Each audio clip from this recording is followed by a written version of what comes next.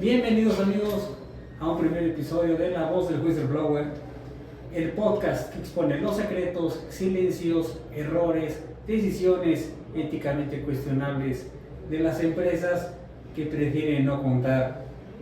Me acompaña mi querido amigo Rodolfo Chacón. ¿Cómo estás, mi querido Rubén? Pues bienvenidos a La Voz del Whistleblower, desde filtraciones internas, investigaciones internas, corporativas, hasta sanciones penales también. Vamos a hablar de dilemas éticos, dilemas reales que suceden en las organizaciones, en las compañías. Y pues bueno, este primer episodio de este podcast busca darle voz a los que muchos han callado y que todos debemos escuchar. Y vamos a tener un primer episodio de lujo. ¿Por qué? Porque vamos a analizar, vamos a platicar este escándalo relacionado con la acusación que está realizando el gobierno de Estados Unidos por lavado de dinero en contra de Cibanco, Intercam y Vector, casa de bolsa, que está sacudiendo al mundo financiero. Está sacudiendo al mundo financiero en México y, a ver, es una noticia fuerte la que se vio la semana pasada. Hemos tenido ya respuesta por parte del gobierno federal. En su primer momento, nuestra presidenta salió dentro de su programa de la mañanera a decir que faltaban pruebas, a decir que no había suficiente evidencia, pero pocas horas después vimos cómo la CNBV estaba interviniendo a estas instituciones financieras, ¿no? Que básicamente es retirar al cuerpo jurídico, cambiar a los representantes legales e integrar a nuevas personas con la finalidad de dar un poquito más de certeza y seguridad jurídica en esta cuestión financiera. ¿Qué te parece eso, Rubén? Esa respuesta de la CNBV, ¿qué apreciación te da? A ver, me parece que al final del día es una decisión muy responsable por parte del gobierno. Da tranquilidad que el gobierno, con independencia de la ideología política que cada quien tenga, dé un espaldarazo fuerte para robustecer el sistema financiero. Hay que señalar que en temas de lavado de dinero estamos acostumbrados a que siempre se señalara a una persona física que se aprovechaba de la buena fe del banco o de una empresa que se aprovechaba de la buena fe del banco, pero nunca había habido un señalamiento directo al banco o al organismo financiero como tal, ¿no? Siempre la persona jurídica. La persona jurídica.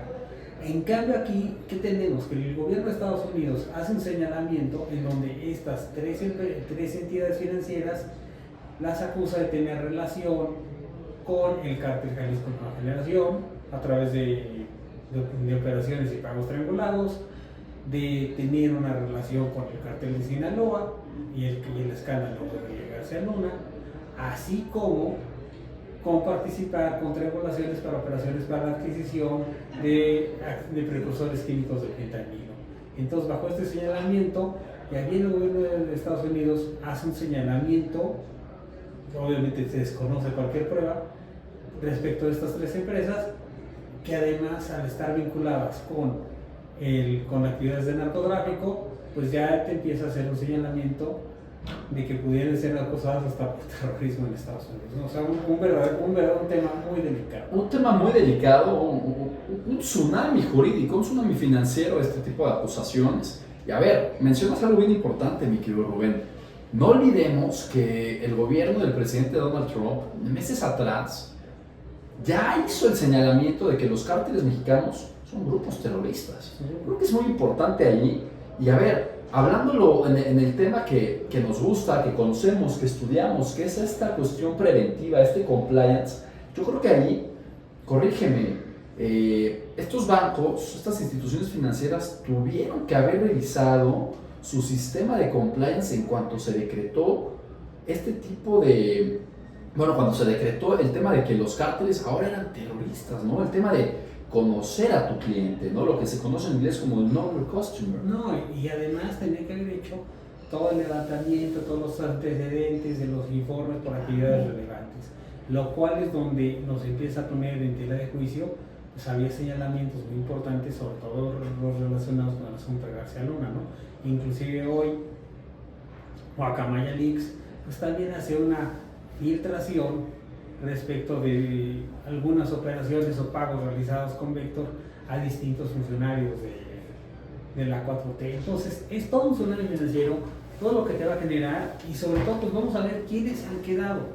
Hoy ya... ¿Quiénes han quedado dentro de como interventores? Interventores. ¿No? Ok. Darío Celis el día de hoy en su columna nos hace referencia a que si Banco va a quedar como interventor Sergio Meneses del despacho Álvarez y Marsal. Por intercambio va a quedar Fernando Martínez de Velasco del despacho Martínez de Velasco.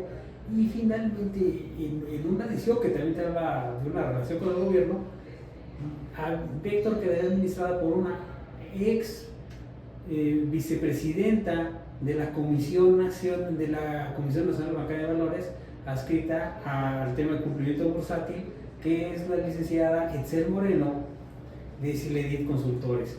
Aquí hay una gran relación porque no podemos olvidar que también tanto el secretario de Hacienda como el propio Alfonso Romo, que es el dueño, están vinculados completamente. Entonces hay que ver hasta dónde llegan. No vamos a prejuzgar respecto a si tienen o no responsabilidad. Yo creo que ahorita lo que más nos tiene que preocupar es todo el problema que genera, puesto que si Banco era de los fideicomisos, era de las instituciones que eran utilizadas frecuentemente para temas fiduciarios. Tú tienes noticias al respecto. Fíjate que sí, mi querido Rubén. A ver, esto salió, lo anunciaron el viernes pasado, ¿no? Terrafina y Fibraim están removiendo ya a Cibanco como su fiduciario. Asimismo, Blackstone, BlackRock, Harbor Best, Fibra Hotel y Lock ya están evaluando esto también, ¿no? ¿Qué significa eso? A ver, más allá de la acusación y de los montos que han salido a medios, que lo platicábamos antes de entrar en aire, ¿no? Decíamos, bueno, son montos que a lo mejor parecen hasta un poco ridículos, ¿no? Para el tipo de acusaciones que se dan. Pero a ver, aquí los montos que suenan mucho más fuertes, pues es, por ejemplo, un monto de 650 millones de pesos en comisiones que ganó Cibanco, y que además este fue el banco con más activos que administraba en un fideicomiso, ¿no? Estamos viendo ahí cuestiones ya, la consecuencia de esta acusación, ¿no? Y ojo, quiero poner algo sobre la mesa también muy importante, que es el tópico de la presunción de inocencia corporativa, ¿no? Yo creo que no están en investigación, pero también pueden gozar las personas jurídicas de una presunción de inocencia. No, y digo, a ver, es evidente, ¿no? Forman parte de una acusación. Todavía no hay una acusación formal por parte del gobierno de Estados Unidos. No las están llevando ante un juez. Sin embargo, el daño reputacional para estas empresas, así como con quien pudiera hacer actividades con ellas, por ejemplo, que es lo que evaluó tanto Terrafina como Fibraim, pues determinaron cortar lazos, como una función de estrategia de daño reputacional, así como, por qué no decirlo, de cuidar sus propios activos. Entonces aquí yo creo que la gran pregunta es, ¿quién tiene un fideicomiso con Cibanco, o quien realiza actividades que pudieras considerar como relevantes, tanto con Cibanco, Intercam y Vector, ¿qué es lo que tienen que hacer? ¿Qué es lo que tienen que hacer? Bueno, ¿qué es lo que ya tuvieron que haber hecho? Porque esto lleva una semana que sucedió, ¿no? Hacer un primer análisis, hacer una primera auditoría, revisar si tus proveedores, tus clientes, tus cuentas, si tienes alguna relación con estas entidades financieras, hacer una primera revisión exhaustiva, ¿no? Es una de las primeras recomendaciones que podemos darle a nuestro auditorio. Una recomendación... Una auditoría, Una auditoría, tal cual. Una auditoría respecto de estas operaciones, una auditoría sobre todo que se especializaba tanto en temas de lavado de dinero como por temas, por qué no decirlo así, de todas tus actividades relevantes, sobre todo en materia de fideicomiso, para que tú estés preparado, para que el día de mañana, si se llegara a extender esta revisión, si empezara, por qué no decirlo así, una cacería de brujas respecto de los fideicomisos, pues estés debidamente preparado, sobre todo debiendo considerar que por tu propia posición, pues eres objeto de inversión extranjera, y porque al final del día queda muy clara cuál es la posición del gobierno de México. Me da un espaldarazo, un voto de confianza al sistema financiero, pero también queda muy clara que la posición del gobierno de Estados Unidos es de cuestionarlo todo.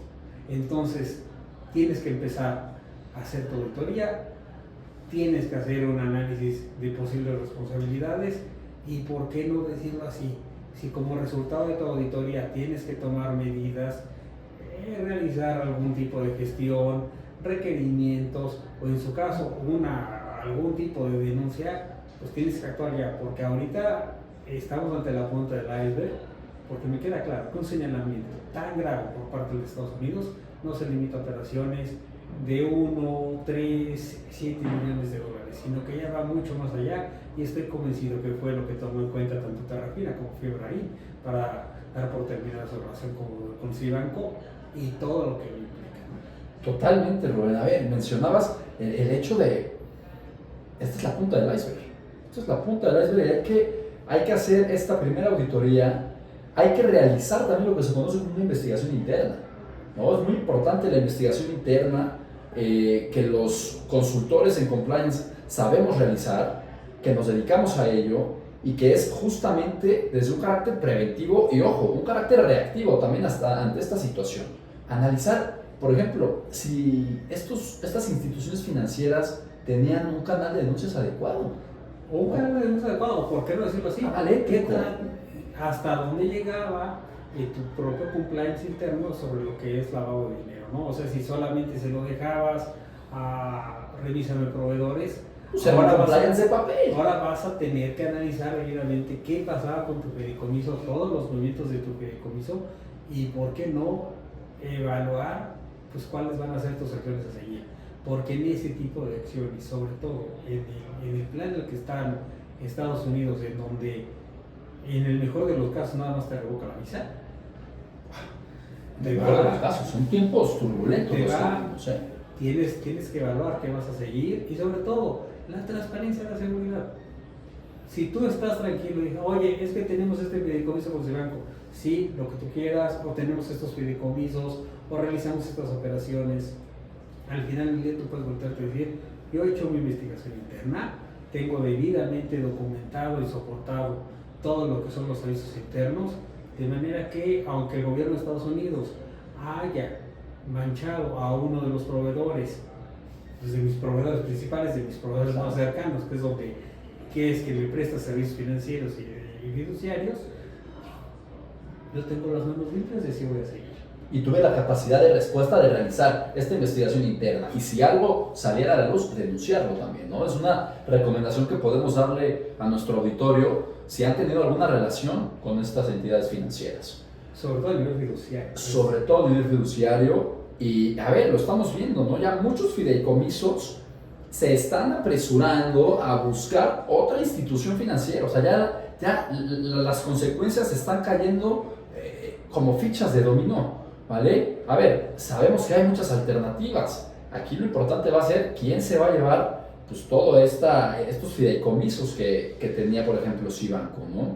Otra recomendación, mi querido Rubén, ¿qué hay con el oficial de cumplimiento?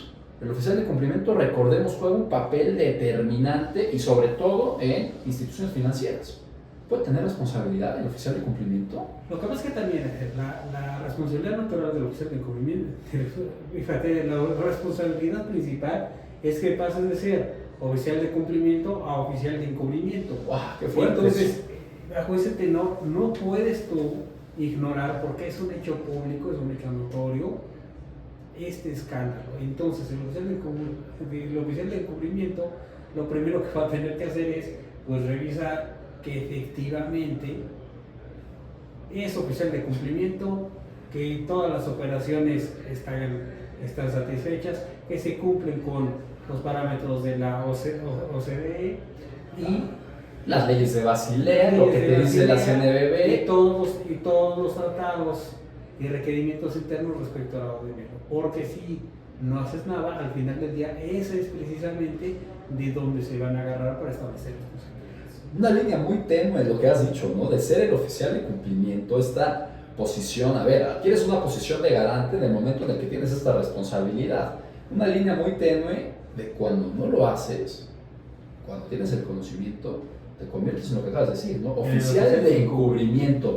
Qué fuerte, mi querido Rubén. Oye, a ver, sin duda lo que vamos a estar viendo en las próximas semanas, porque tengo entendido que el gobierno de Estados Unidos les ha fijado un tiempo de 3 semanas para que aporten pruebas, pues es un TikTok con un carácter de presión fuerte para estos bancos, y estoy ¿no? seguro que los bancos se lo van a tomar en serio, ¿no? Pero los bancos por lo menos ya saben que están sujetos a esta investigación.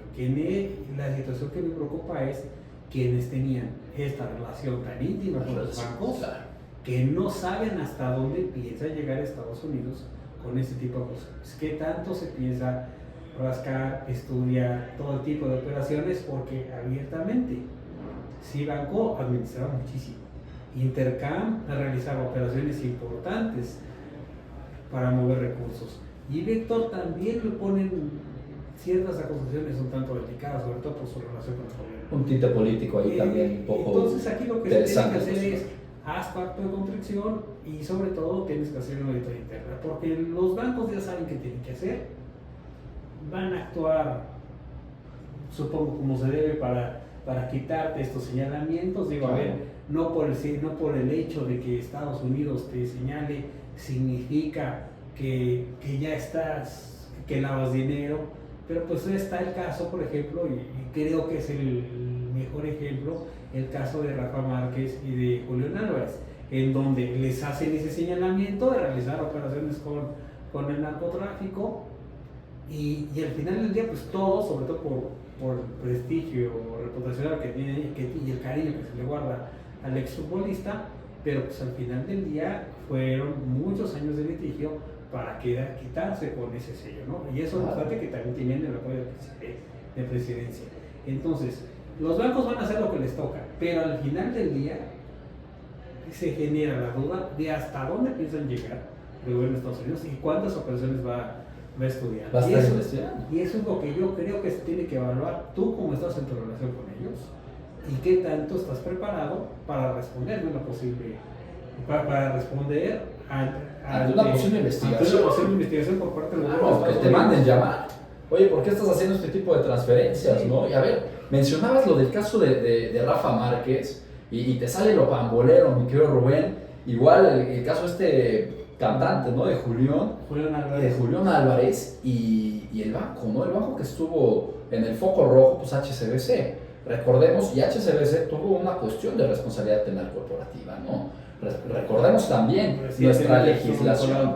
Sí, nuestra legislación contempla, eso es algo que ya lo hemos dicho en muchos foros, lo hemos compartido. O sea, la responsabilidad penal de empresas, de organizaciones, de personas jurídicas, como queramos llamarle, es una realidad de nuestro país. Es una realidad de nuestro país, lo mencionábamos anteriormente, ¿no? El 11 bis del Código Penal Federal contempla que las personas jurídicas pueden ser penalmente responsables por operación por recursos procedentes. Y hasta donde llegan, ¿no? Porque, por ejemplo, el Código Penal Federal es más ambiguo que la legislación que tenemos en local, porque me habla no solamente de representantes, sino que también me habla de un miembro. ¿Quiénes son los miembros de la persona jurídica? Obviamente dices representantes, directivos, administradores, trabajadores. Y aquí hay que ver si conforme a las reglas de la OCDE, que te pide que revise a tus proveedores, si también tus proveedores se pudieran considerar un miembro de la persona jurídica. Entonces hay que hacer ese criterio, esa evaluación ante la ambigüedad con la que se ha conducido la legislación. Ahí debes de tener mucho cuidado y sobre todo, insisto, yo creo que una oportunidad que tienen ahorita las empresas, vinculadas sobre todo con los fideicomisos, para el día de mañana decir, yo estoy limpio, ¿no? Inclusive el propio fideicomiso pudiera ser objeto de responsabilidad penal de la persona. Por supuesto, yo estoy limpio, hice mi auditoría interna, hice mi investigación interna, aquí está mi canal ético, mi oficial de cumplimiento me ha estado reportando, es decir, lo que hemos dicho en otros capítulos, ¿no? El compliance es una herramienta de acción. Hay que hacer cosas en pro de la organización. Pues mi querido Rubén, vamos a ver qué sucede en las próximas semanas y sobre todo, no sé si tú quieras cerrar con la recomendación puntual que hemos estado dando a lo largo de este episodio para nuestro auditorio. Tienes que tomar en cuenta que la labor del compliance es precisamente transmitir esa tranquilidad, transmitir transparencia, y lo que ahorita tienes que hacer es, cuando veas las normas de tu vecino cortar, o dicho de otro modo, cuando veas las barbas de tu banco cortar, Pon las pon tuyas. tu compliance a trabajar. Pon tu compliance a trabajar. Mi querido Rubén, pues bueno, la voz del whistleblower. Muchísimas gracias. Un placer y nos vemos próximamente. Nos vemos en el próximo capítulo. Mi querido Rubén, muchísimas gracias. Me queda Adolfo, Y hasta la próxima.